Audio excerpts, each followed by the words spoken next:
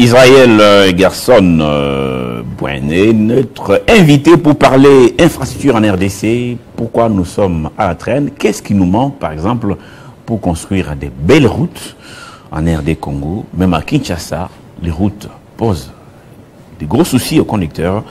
Bonjour et bienvenue. Bonjour, merci monsieur Crispin. Vous êtes chercheur, vous avez suivi tout à l'heure sur ce plateau Jean-Marie Kassamba, votre point de vue, 30 secondes, et puis on va parler route au Congo. Bon, Jean-Marie, je pense c'est un homme excellent. D'ailleurs, il abonde quasiment dans la même lignée que nous. Donc nous disons depuis des années, c'est ce que nous appelons l'intelligence stratégique. C'est les concepts que j'ai amenés pour traiter ces questions. Par exemple, dans notre structure, le capital humain advantage, nous traitons ce genre de questions.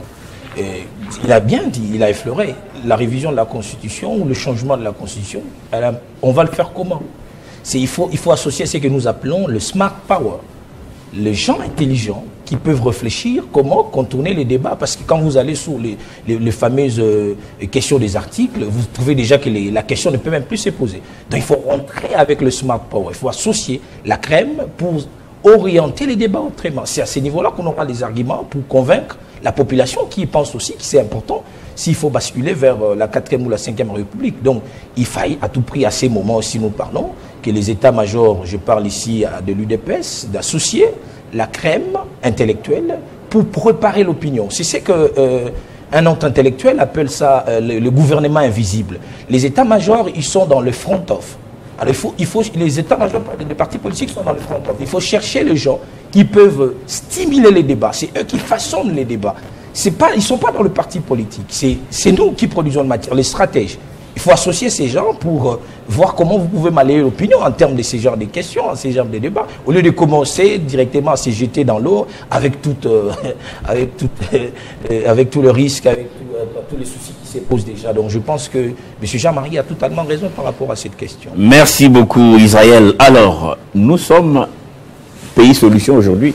On était à la COP 29 à Bakou. On est rentré avec des rapports et des promesses, comme toujours. Et entre-temps, chez nous, ici à Kinshasa, nous n'avons pas de routes. Il y a l'insalubrité. Dans les provinces, ça pose un gros souci. On ne sait pas quitter d'une province à une autre par route.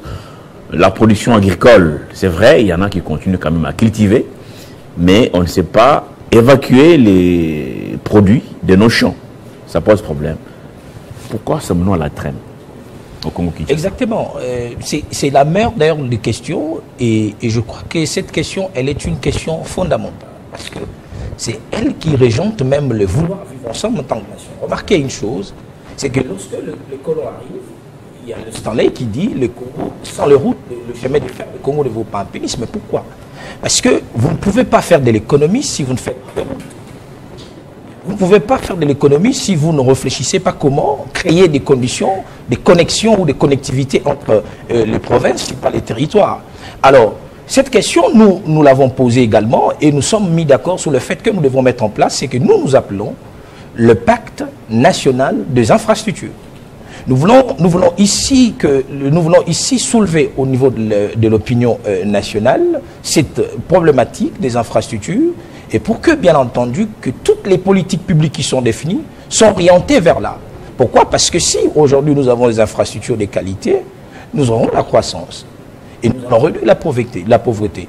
Je vous rappelle ici le Congo, 2 345 000 km² équivaut à peu près sur l'ensemble des superficies routières, c'est 143 000 km de route qu'il faut faire. Et jusqu'à aujourd'hui, au moment où nous parlons, nous n'avons que 3 000 seulement. 3 000 seulement.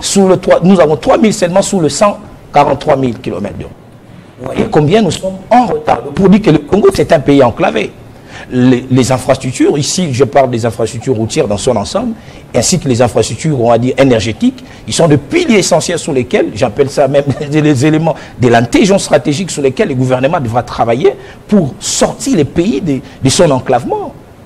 Et c'est la raison pour laquelle ici nous sommes en train de réfléchir sur la mise en place de ces, nous appelons les acteurs de la société civile, aussi des acteurs politiques, à adhérer dans la démarche de la mise en place de ce que nous appelons le pacte national des infrastructures. Est-ce qu'il faut intégrer le pays? Il faut que, vous le savez, je l'ai déjà dit ici sur vous, chez vous, ici, le Congo est un pays charnière. ça permet de relier le sud, le nord, le sud, de l'est à l'ouest.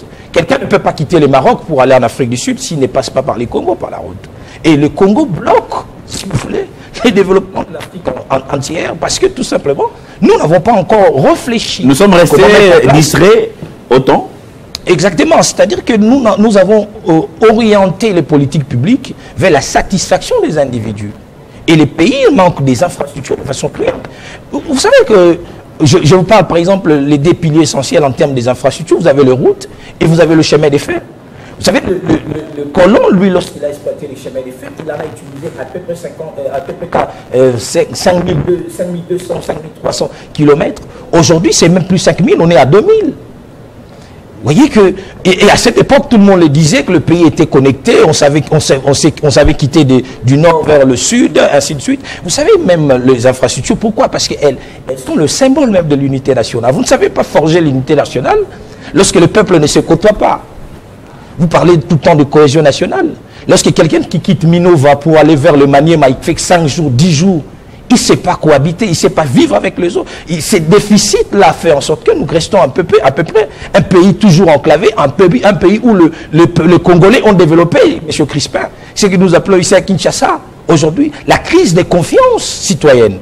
Regarde les embouteillages que vous avez sous la côte, c'est que les Congolais ne se font plus confiance entre eux. Pourquoi? Parce qu'il n'y a pas assez de cohabitation entre le peuple, parce que l'environnement, les infrastructures n'ont pas permis cela.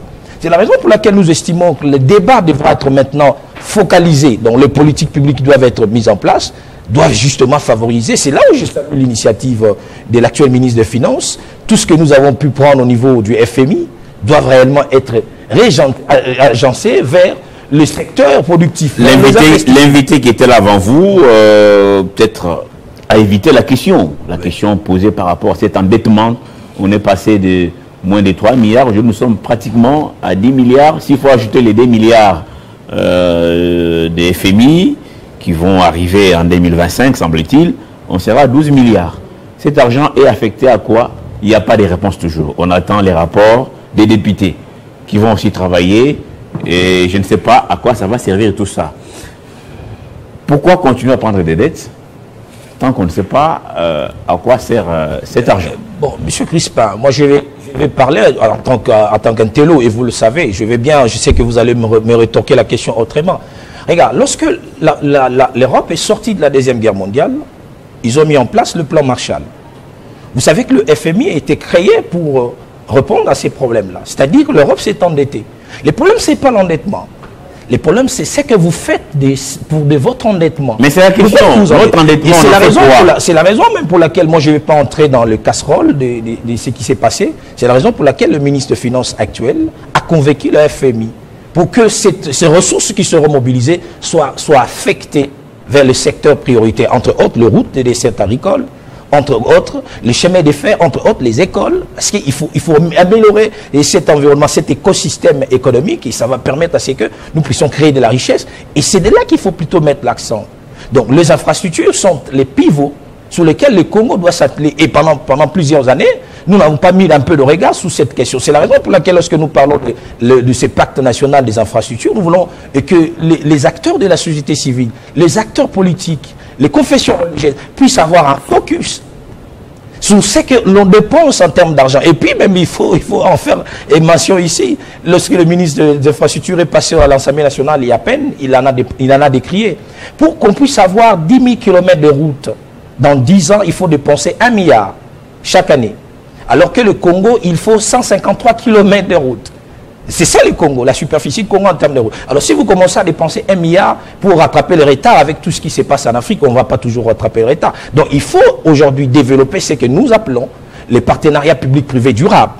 Et c'est ce que nous appelons ici des ressources innovantes. Il faut réfléchir, voir comment est-ce que quelqu'un ne peut pas quitter le Lualaba par une autoroute et se retrouver à Banana. Ce sont des questions comme ça qui nous préoccupent aujourd'hui.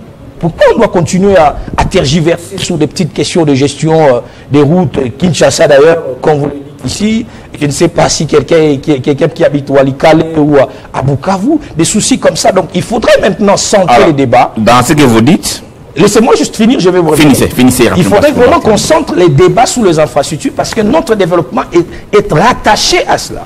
Plus nous serons en train d'éluder ou d'échapper la question, nous ne traiterons pas la question de développement. Et par conséquent, il faut réduire aussi les trains de vie des institutions. Pourquoi devons-nous continuer à payer les anciens on va dire, dirigeants de chambre, par exemple, l'Assemblée nationale, il semble que le montant, les chiffres est faramineux. Réduisons le train de vie des institutions et affectons les ressources qu'il faut vers le secteur prioritaire, entre autres le route de dessert agricole. C'est dans cette charte, dans ces pactes que nous voulons, c'est ces documents qui va commencer à conduire les politiques publiques et avec une surveillance, avec une façon d'alecter pour que désormais nous agençons un peu l'équilibre dans les dépenses des finances publiques et les affecter vers ces questions-là parce que tout le monde a compris qu'il fait ça, par exemple, vous avez des soucis des embouteillages, vous ne pouvez pas faire circuler à une mégalopole de 20 millions de personnes avec simplement les routes de moyens de transport routier qu'on appelle les véhicules et ainsi de suite. Comment on ne peut pas avoir des tramways? Pourquoi on ne doit pas avoir les tramways? Pourquoi on ne peut pas avoir les métros, les trains urbains? Parce que le train, c'est un moyen de transport de masse. Ça peut vous prendre une route qui quitte ici, le rail qui quitte Gare Centrale, qui va jusqu'à Maluku. Ça vous prend peut-être aussi 100 000 personnes.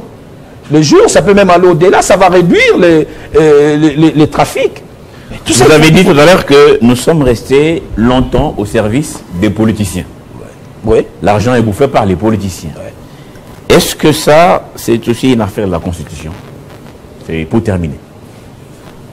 Bon, je veux bien que vous le disiez. C'est ça, en fait, la plus grande préoccupation depuis toujours. Vous souvenez-vous, lorsqu'il y a eu les conflits persistants entre Etienne Tshisekedi Wamulumba, d'heureuse mémoire, avec le maréchal Mobutu, Wade est venu.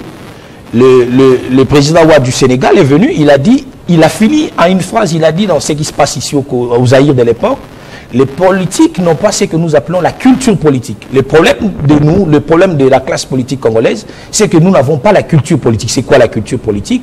C'est les comportements des acteurs politiques face à la chose politique. C'est quoi la chose politique? C'est un bien commun. Quand on arrive aux affaires, on ne pense pas comment s'enrichir pour s'acheter des maisons, se taper des villas. On réfléchit le bien collectif. Qu'est-ce qu'on va faire pour les générations futures? C'est ça même l'objectif de la politique. Alors c'est là nous disons, si on veut avoir une constitution, je suis d'accord, moi je m'inscris totalement dans l'idée. Il faudrait même changer la constitution parce qu'elle n'est pas une Bible. Mais pourquoi devons-nous la changer? Parce que moi j'estime que dans cette constitution, il y a des choses, il y a des écueils, il y a des choses qu'il faut enlever, il y a des choses qu'il faut introduire. Par exemple, le Congo, avec sa position stratégique dans le monde, qui fait face aux enjeux cruciaux, il faudrait que nous puissions un peu réfléchir qui peut être président de la République, qui peut gérer la Banque centrale. Ce sont des choses qu'il faut mettre dans la Constitution. Je parle ici, par exemple, de l'enseignement. Ce sont des questions que je disais que c'était des questions fondamentales qu'il faut revoir dans la Constitution. Les enfants qui naissent, qui étudient dans les plateformes frontalières, dans les pays frontaliers avec le Congo, comment est-ce que nous articulons le système éducatif? Ça fait partie des questions stratégiques que nous devons réfléchir. Donc, la révision de la Constitution, elle ne pose pas du tout problème, mais on doit la faire pourquoi?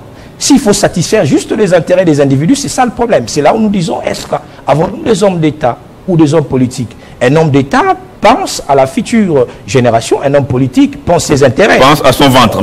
Merci voilà. Beaucoup Israël Garçon. Le temps était très courant pour vous. Vous allez revenir, je vais vous réinviter sur ce plateau pour parler de cette question d'infrastructure au Congo, parce qu'on n'a pas des routes, on n'a pas de belles universités, on n'a pas des beaux bâtiments pour les hôpitaux et autres. On a des gros soucis. Exactement. Et les gens s'imposent. Et pour vous, il faut réformer beaucoup de choses au pays. Merci beaucoup d'être participé. Merci vraiment de vous remercier pour l'occasion. Je vais vous rappeler en tout cas prochainement pour traiter de cette question. Je vais vous dire au revoir, mais vous laisser entre les mains de nos amis de la rédaction en langue nationale pour la minute d'information en langue nationale. On va commencer tout de suite avec les Kiswahili. Et j'ai dit bienvenue, comment on dit encore en Swahili? Non, pas Jambo, bienvenue. Karibu, mon père, karibu. Bienvenue à vous. Asante sana. À vous l'antenne.